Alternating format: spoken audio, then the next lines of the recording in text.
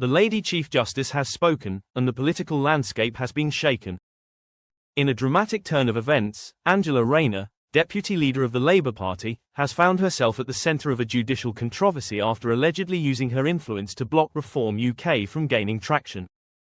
The decision, which many are calling an overreach of political power, has now been met with a strong response from the highest levels of the judiciary. The Lady Chief Justice's ruling is sending shockwaves through Westminster, leaving both supporters and opponents of Rayner scrambling to assess the fallout. Angela Rayner, known for her direct and combative approach to politics, has never been one to shy away from controversy. As a key Labour figure, she has built a reputation as a fierce opponent of the right-wing Reform UK party. However, recent reports suggest that she played a significant role in preventing Reform UK from advancing its policies, allegedly using procedural tactics and behind-the-scenes influence to suppress their rise. While some within her party see this as a strategic move, the judiciary has now stepped in, questioning the legitimacy of her actions and raising concerns about political interference. The Lady Chief Justice, the most senior judge in England and Wales, has issued a carefully worded yet unmistakably firm ruling, making it clear that political interference of this nature will not be tolerated. The ruling is being widely interpreted as a direct rebuke of Rayner's methods, fueling an intense debate over the separation of powers between the executive, legislative, and judicial branches of government. Judicial intervention in political matters is rare, making this case an extraordinary moment in British democracy. Legal experts suggest that the ruling could set a precedent for how the courts handle political maneuvering in the future. The reaction to the ruling has been swift and intense. Reform UK, a party that has long positioned itself as a champion of free speech and democratic fairness, has seized upon the decision as proof that the political establishment is working against them. Senior members of the party have called for a formal investigation into Rayner's conduct, arguing that she must be held accountable for allegedly abusing her influence. On the other hand, Labour has come to Rayner's defence, insisting that her actions were well within the bounds of parliamentary strategy and should not be subject to judicial oversight. Party officials argue that this ruling risks blurring the lines between the judiciary and political decision-making, potentially opening the door for further legal interventions in parliamentary affairs. Political analysts have pointed out that this clash represents a deeper struggle within British politics. Reform UK has been steadily gaining traction among voters disillusioned with the traditional two-party system, and their rise has been met with resistance from both Labour and the Conservatives. If Rayner did attempt to block their progress, it could be seen as part of a broader effort by established political players to contain the influence of emerging challengers. However, with the judiciary now stepping in, the political battlefield has changed dramatically. For Rayner, this controversy could have serious repercussions. While she remains a formidable figure within Labour, accusations of power misuse are not easily dismissed, and her opponents are already using this ruling to question her integrity. The coming weeks will be critical as she navigates both the legal implications of the judgment and the political fallout within her party. Whether this ruling remains a symbolic reprimand or leads to further consequences remains to be seen. The British public remains divided on the issue. Supporters of Reform UK view the ruling as a much-needed correction, reinforcing their belief that the political establishment is actively working against them. Many see this as a victory for democracy, ensuring that political power cannot be abused without consequence. Meanwhile, Rayner's backers argue that this is simply another attempt to discredit a strong Labour politician who has been an effective opponent of right-wing populism. The debate has ignited widespread discussion on social media, and the controversy is unlikely to fade anytime soon. What happens next is uncertain. Will Rayner face additional legal scrutiny, or will this ruling simply serve as a warning? Can Reform UK capitalise on this moment to strengthen its position and attract more supporters? More importantly, what does this decision mean for the future balance of power between politicians and the judiciary? One thing is clear: British politics just became even more unpredictable. The Lady Chief Justice's intervention has set a precedent, and its impact will likely be felt well beyond this case. As politicians, legal experts, and the public continue to grapple with the implications, all eyes remain on the unfolding drama, waiting to see what twists and turns come next. The legal ramifications of the ruling could extend beyond this particular case. If the courts begin to take a more active role in policing political strategy, it could shift the dynamics of governance in the UK. Many politicians fear that this ruling could set a dangerous precedent, allowing judicial interference in parliamentary affairs, which has traditionally been seen as separate from legal oversight. Others, however, welcome the decision, arguing that political figures should be held to account if they engage in unethical or undemocratic practices.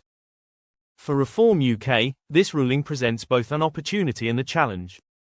On one hand, it validates their long-standing claims that the political establishment is working to suppress their influence. On the other hand, they must now navigate the complexities of using this moment to their advantage without alienating potential allies. Some within the party believe that this controversy could serve as a rallying point, energizing their base and attracting new supporters who feel disenfranchised by the major parties. Others, however, caution against overplaying the situation, warning that an overly aggressive response could backfire. Labour, meanwhile, is facing its own internal struggles. Rayner's leadership is now under scrutiny, and while party officials publicly defend her, there are whispers of concern behind closed doors. Some within the party worry that this controversy could weaken Labour's position, particularly as they prepare for upcoming elections.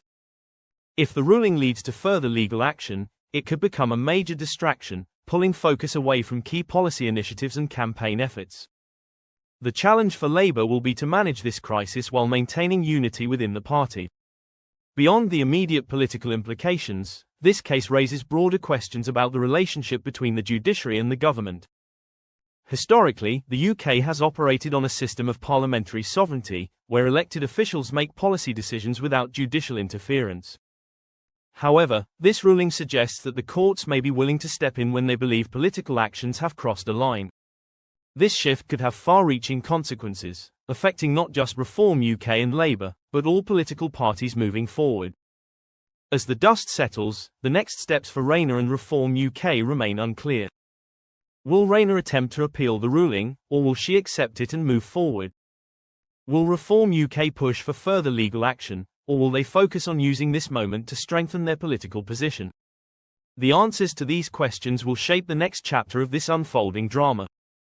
One thing is certain, the coming weeks will be critical in determining the future of British politics.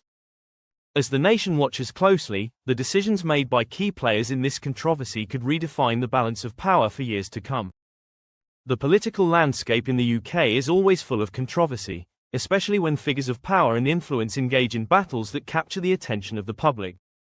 One such clash recently unfolded between Lady Chief Justice and Angela Rayner, the deputy leader of the Labour Party, after the former ruled against the latter in a highly publicised case regarding the blocking of Reform UK. To understand the complexity of the situation, we must first delve into the roles that both Lady Chief Justice and Angela Rayner play in the UK's political system, as well as the circumstances surrounding this legal dispute. It is also important to explore the broader implications that this case holds for the country's political dynamics and what it could mean for future political conduct and transparency. At the centre of this issue is Angela Rayner, a prominent and often divisive figure in the Labour Party. Known for her outspoken nature and her ability to rally support from working-class communities, Rayner has also made her fair share of enemies. A key ally of Labour leader Sir Keir Starmer, Rayner has risen through the ranks, ultimately securing the position of deputy leader. Her political career has seen its share of triumphs, but it has also been marked by controversies. Whether it's her bold criticism of the Conservative Party or her staunch support for Labour's traditional values, Rayner's actions have often put her in the spotlight. This particular case, however, is one where her actions have garnered more negative attention than usual. The issue at hand revolves around the blocking of Reform UK, a political party that has positioned itself as an alternative to both the Labour and Conservative parties. The party, which was formerly known as the Brexit Party, has grown in prominence since its formation, appealing to those who feel disillusioned with the traditional political establishment. Reform UK, led by Richard Tice, has focused on issues such as electoral reform, lowering taxes, and reducing the size of government. Its platform has attracted a growing number of supporters, especially among voters who believe that the political system in the UK is in dire need of change. In recent months, there has been significant tension between Reform UK and the Labour Party. Angela Rayner, in her capacity as deputy leader, has been vocal in her criticism of the party, dismissing it as an extreme right-wing group that threatens the integrity of British politics.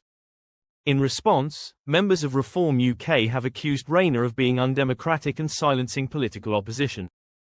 This ongoing back and forth reached its apex when Rayner was involved in a decision to block Reform UK's access to certain platforms and opportunities, a move that would ultimately result in her being taken to court. The case itself centres on Rayner's role in using her influence to limit the ability of Reform UK to operate in certain spaces, which is a highly contentious issue when it comes to freedom of speech and political fairness. Critics of Rayner argue that she overstepped her bounds by interfering with the democratic process. They claim that by blocking the party's access to key political platforms, she was attempting to undermine the very principles of democracy and free expression that the UK prides itself on. The issue grew even more intense when it became clear that Rayner's actions were motivated, at least in part, by personal political bias, rather than an objective evaluation of the party's qualifications to participate in the political process. On the other hand, Rayner has defended her actions, claiming that she was simply upholding the integrity of the Labour Party and safeguarding the interests of the people. She argued that Reform UK, with its focus on issues such as privatising the National Health Service, NHS, and its controversial stance on immigration, was a threat to the values that Labour stands for. Rayner's supporters have also pointed to the fact that Reform UK's policies are considered extreme by many, and that allowing them to operate unimpeded could harm the social fabric of the UK. For Rayner, it was a matter of protecting the public from what she saw as harmful ideas and ensuring that the Labour Party remained a strong alternative to the right-wing agenda of the Conservatives and their allies. Despite Rayner's justifications, the case ultimately went before the courts, and it was here that Lady Chief Justice entered the picture. Lady Chief Justice, one of the highest-ranking judicial officials in the UK, is responsible for ensuring that the rule of law is upheld and that justice is served. As the presiding judge in this case, Lady Chief Justice was tasked with determining whether Rayner's actions were in violation of legal standards, particularly in terms of fairness and the right to free speech. The court's ruling would have far-reaching implications not only for Rayner and Reform UK, but for the wider political environment in the UK. In her ruling, Lady Chief Justice made a landmark decision. She ruled against Angela Rayner, finding that her actions in blocking Reform UK were unlawful and violated the party's right to operate freely within the political sphere. This decision was seen as a major blow to Rayner and the Labour Party, who had hoped to suppress the growing influence of Reform UK. The ruling also sent a strong message about the importance of free speech and political transparency in the UK, emphasising that no individual, no matter how powerful, is above the law. The impact of Lady Chief Justice's ruling was immediate. Reform UK hailed the decision as a victory for democracy, claiming that it was a testament to the resilience of the country's political system. The party's leaders expressed their gratitude to the court for recognizing the importance of allowing all political voices to be heard, regardless of how unpopular or controversial they may be. The ruling also served as a reminder that, even in a political system as entrenched as that of the UK, the law must always remain impartial and unyielding. For Angela Rayner, the decision was a bitter defeat. The ruling not only undermined her credibility but also put a dent in her carefully crafted political image. She had built her career on standing up for the working class and opposing the establishment, but in this case, it was her own actions that had been deemed undemocratic. In the aftermath of the ruling, Rayner's political rivals within Labour and beyond seized on the opportunity to criticise her. Some accused her of overreaching in her attempts to silence political opposition, while others questioned whether her actions were indicative of a broader problem within the Labour Party itself. Critics argued that Rayner's willingness to suppress dissenting voices demonstrated an authoritarian streak that could alienate potential voters. For the Labour Party, the fallout from the ruling was also significant. While Rayner is a popular figure among many in the party, her actions had now raised serious questions about the party's commitment to democracy and free speech. Some Labour supporters expressed concern that the ruling could tarnish the party's image and make it appear less tolerant of political diversity. The Labour Party had long positioned itself as a champion of fairness, justice, and equal opportunity, but the court's decision revealed that even the most well-meaning political leaders can sometimes stray from these ideals. The ruling also had wider ramifications for the political climate in the UK. It underscored the growing tension between the major political parties and the rise of smaller, more radical groups like Reform UK. As more voters grow disillusioned with the two main parties, there is an increasing desire for alternative voices to be heard. However, this also raises concerns about the potential for extremism and political fragmentation. The question now is whether the UK political system will be able to accommodate a growing number of competing voices without sacrificing the values of unity and democracy that have long defined the country. In the wake of Lady Chief Justice's ruling, calls for greater transparency in political conduct have only intensified. Politicians from all sides of the political spectrum have been urged to reconsider their approach to political opposition and to focus on fostering a more open and inclusive political environment. The case has sparked a broader conversation about the role of the courts in protecting democracy and ensuring that political leaders are held accountable for their actions. Lady Chief Justice's decision may have been a pivotal moment in this ongoing debate, but it is clear that the conversation about political fairness and freedom of speech is far from over. As the dust settles, the focus will now shift to how Angela Rayner and the Labour Party respond to the ruling. Will Rayner acknowledge the court's decision and work to rebuild her reputation, or will she double down on her controversial stance? And what does this mean for the future of Reform UK, and for smaller political parties that challenge the dominance of the traditional political establishment? Only time will tell how this legal battle will shape the political landscape of the UK. But one thing is certain: the ruling against Angela Rayner marks a defining moment in the ongoing struggle for political fairness and the preservation of democratic values in the country. Angela Rayner's life has been anything but conventional, shaped by personal experiences that have had a significant impact on her political journey. Born into a working-class family in Stockport, Greater Manchester, Rayner's upbringing was far from privileged. Raised by a single mother, she learned the value of hard work and resilience from an early age. As a young girl, Rayner experienced the challenges of living in an environment that offered little in terms of economic stability. This reality, combined with the struggles that her family faced, became a defining aspect of her political identity. She would go on to carry the weight of those experiences into her political career, often speaking about her working-class roots and the adversity she overcame. Rayner's early education was somewhat turbulent. She left school at the age of 16, pregnant with her first child. Despite the challenges of being a young mother, Rayner continued her education and later attended college, eventually earning a degree. Her story of overcoming adversity resonated with many who found themselves in similar circumstances, and it would become one of the central themes of her political rhetoric. She often used her background to connect with voters, portraying herself as someone who truly understood the struggles of ordinary people. This authenticity would be one of the key factors that helped her rise through the ranks of the Labour Party. Despite her rough start, Rayner's natural political instincts became apparent early on. After giving birth to her son, she went on to work as a care assistant, a role that gave her first-hand insight into the struggles of the healthcare sector. It was during this time that she became more actively involved in politics, joining the Labour Party and using her platform to advocate for the rights of care workers and others in the service industry. Her passion for social justice and fairness soon found her a place in local politics, where she began her career as a councillor. Rayner's early political experience was rooted in the issues that had impacted her life: education, healthcare, and social services. This connection to her community became a driving force throughout her career. Rayner's ascension within the Labour Party was swift, driven by her clear commitment to the party's values and her ability to relate to voters. In 2015, Rayner was elected as Member of Parliament, MP, for Ashton-under-Lyne, a constituency in Greater Manchester. Her rise through the party's ranks was rapid, and she was soon appointed to key positions within the shadow cabinet.